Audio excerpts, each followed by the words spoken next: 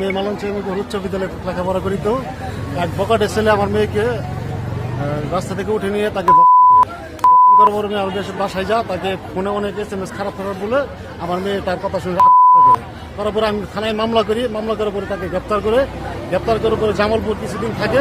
তারা অনেক প্রভাবশালী, অনেক তারা আমলিগত, তারা অনেক ডেঞ্জারাস, তাদের অনেক আগের মামলা আছে, তারা মানুষকে কোনো ভয় পায় না। টাকার গরমে তারা হাইকোর্ট থেকে জামিন নিয়ে আসছে। আসার পরে আমাকে অনেক হামকি দামকি দিয়ে তারা কি করতে পারলি, তোর মিডিয়া কি করতে পারলো, তোর সরকার কি করতে পারলো, মানে এগুলো যদি আমি সারা রাত বলি এগুলো শেষ হবে না। তবে আমার একটাই কষ্ট, আজকে আমি 2 বছর আগে আমার সাক্ষী বা অলরেডি আপনার চলে গেছে, এখন আমি বিচার পাইনি।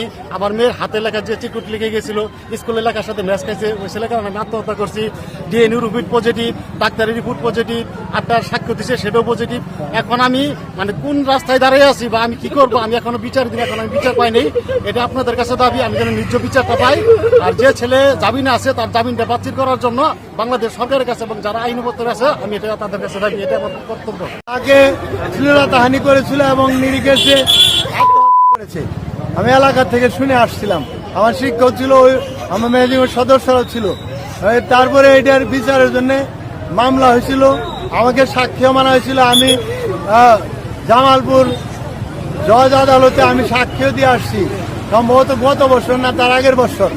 তো আমরা আমাদের এই কোমলমতি শিক্ষার্থীর বিচার, এর আগেও এরকম মানববন্ধন হয়েছিল। আমি ওই সময় বলেছি আমরা শিক্ষকদের পক্ষ থেকে এর সুন্দর বিচার চাইছি।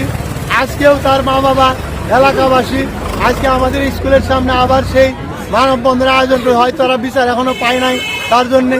তা আমি তাদের সাথে একাত্মতা করে আমার এই কোমলমতি শিক্ষার্থীর যথাযথ বিচার আমি কামনা করি। আমাদের 10ই মার্চ